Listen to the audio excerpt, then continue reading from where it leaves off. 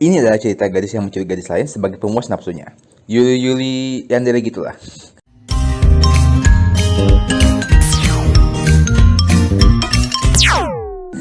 Awalnya mungkin lo ngira kalau tokoh utama ini orangnya sinting atau semacamnya. Tapi sebenarnya ada kisah sedih yang melandasi semuanya. Halo semuanya, nama gue Mimin Swalu. Dan PN yang mau gue rekap adalah Sutekina Kanojo no Sukuritai. PN Yuli yang punya plot 40 Wall Breaker yang membuat kita seolah-olah bisa berbicara dengan si tokoh utama atau pemeran utamanya.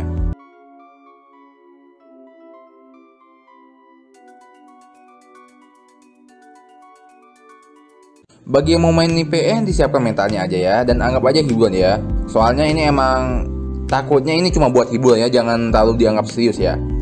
Ya, PN 40 World Breaker itu emang kayak gini sih, jadi stay cool aja. Oke, jadi langsung aja. Karena PN ini mempunyai banyak cabang cerita, gue bakal sikat aja ke cabang yang gampang dicerna aja. Cerita dimulai dari cewek no life di kampus bernama Asie Sumire. Iseng-iseng membuat sebuah postingan di salah satu sosial media, dia mendapat balasan dari seseorang yang tak ia kenal dan mulai menjadi akrab.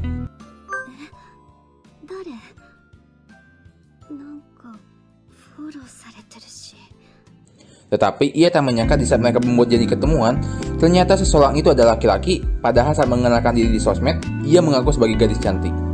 Ya, semua ini diperkenalkan sudah suka dengan sesama jenis. Jadi saat ia tahu kalau orang itu laki-laki, semuanya merasa dihianati. Bukan itu saja, rupanya laki-laki itu sengaja membawa dua temannya dan mulai memaksa Sumire untuk memuaskan nafsu mereka bertiga di hotel terdekat. Sesaat setelah mendekat Sumire langsung muntah membuat ketiga laki-laki itu kabur darinya. Hatinya serasa sesak dan tak terkendali. Ia merasa tidak enak badan dan ingin pulang ke rumah. Dan di sanalah ia bertemu dengan Koga Nazuna, gadis populer di kampus dan mulai menjadi cinta baru Sumire. Singkat saja, mereka saling bertukar pesan dan saling mengakrabkan diri. Sumire tentu tidak langsung mengungkapkan perasaannya karena ia tahu cinta sesama jenis itu cukup tabu. Karena itulah ia merasa cukup puas hanya berada di dekat Nazuna. Sebaliknya, Nazuna semakin tertarik dengan Sumire. Meski Sumire orang yang jarang berkomunikasi dengan orang lain, Nazuna merasa nyaman berada di dekatnya dan merasa bisa menceritakan seluruh masalah yang ia alami.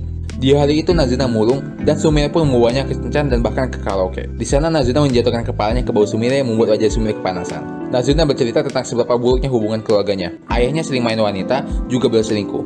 Ibunya tahu soal itu, tetapi tak bisa melakukan apa-apa karena sebagian besar uang kehidupan mereka berasal dari ayahnya. Karena itulah Nazuna dipaksa ibunya untuk pintar dan harus bisa mendapat pekerjaan bergaji tinggi supaya bisa terlepas dari uang ayahnya. Emang brengsek sih, ketika seorang ibu memaksa anaknya jadi penghasilan pasif mereka sendiri. Sumire mendengarnya hingga Nazuna tidur di sandarannya. Begitu terbangun, pagi pun sudah tiba dan Sumire sama sekali tidak tidur karena saking senangnya menghabiskan malam berduaan. Meski cuma menyandal aja sih. Singkat saja, Sumire melihat Nazuna yang asing ngobrol dengan orang lain. Awalnya ia membiarkannya, tetapi perasaan cemburu mulai menyelimutinya. Sumire memarahi Nazuna, tetapi Nazuna beralasan bahwa ia juga ingin mengobrol dengan orang lain. Merasa kasihan, Nazuna pun berjanji bahwa besok ia akan menghabiskan waktunya di rumah Sumire. Esoknya Sumire mulai makin agresif dengan Nazuna. Ia mulai menggunakan ancaman berupa foto telanjangnya supaya Nazuna tidak melakukan kontak dengan siapapun. Hingga akhirnya mereka pun saling menyatukan badan. Sebenarnya Nazuna memang punya perasaan pada Sumire, tetapi setelah melihat kecemburuan Sumire dan seberapa mengerikannya dia ketika mengingat sesuatu, perasaan suka itu pun berubah menjadi takut, membuatnya tak bisa keluar lari dari apartemen Sumire. Di matanya, Sumire itu seperti majikannya dan dia hanyalah hewan peliharaannya. Suatu hari, Nazuna mendengar kabar bahwa kedua orang tuanya, ibu dan ayahnya, minggat dari rumah karena pertengkaran. Sumire yang mendengarnya tak memutuskan itu dan malah lebih tertarik untuk mulai pindah dan tinggal di rumah Nazuna yang sudah sepi tak ada orang. Nazuna sedih tetapi Sumire menenangkannya. Jika seandainya saja Sumire tidak cemburuan, mungkin mereka akan tetap berhubungan badan dengan cara yang lebih baik. Tetapi kini yang Nazuna lihat dari Sumire hanyalah trauma dan ketakutan. Nazuna mulai mengoperasikan ponsel Sumire mencari foto telanjangnya supaya menghilangkan barang ancaman dan lari dari sana. Tetapi Nazuna malah melihat fakta mengejutkan dari Sumire. Ternyata Sumire memiliki penyakit amnesia seminggu.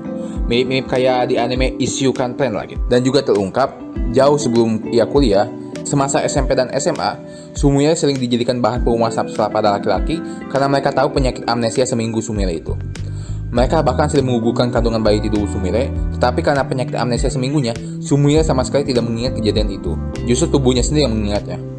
Terbukti saat ia didekati lelaki, ia akan segera muntah dan langsung jatuh sakit. Kondisi tubuhnya itulah yang menjadi sistem pertanyaan sendiri. Dan itulah yang mendasari sifat yandere dan juga alasan kenapa Sumire yang menyukai sesama jenis. Melihat hal itu, Nazuna menangis. Ia tak mengingat penderitaan yang Sumire alami jauh sekali dari penderitaannya. Pada akhirnya Nazuna mengurungkan niatnya dan mulai setia menjadi hewan peliharaan Sumire. Karena jauh di dalam hatinya, cinta yang pernah padam itu kini telah kembali. Tamat. Ya, sebenarnya untuk mencapai ending ini harus melalui banyak ending sih. Tetapi karena ini rekap singkat, jadi gue langsung aja ke rute happy ending atau rute yang gampang dicernanya aja. Gimana ceritanya? Menarik gak? Jujur, ini pasti bakal lebih menarik kalau kalian baca sendiri deh. Ngeliatin gimana sedihnya, terus tiba-tiba oh gini, oh gitu lah kayak gitu lah. Ya, meski di Steam punya rating yang buruk, juga ulasannya pada buruk, tapi menurut gue ini salah satu PN yang out the box yang seru banget ya.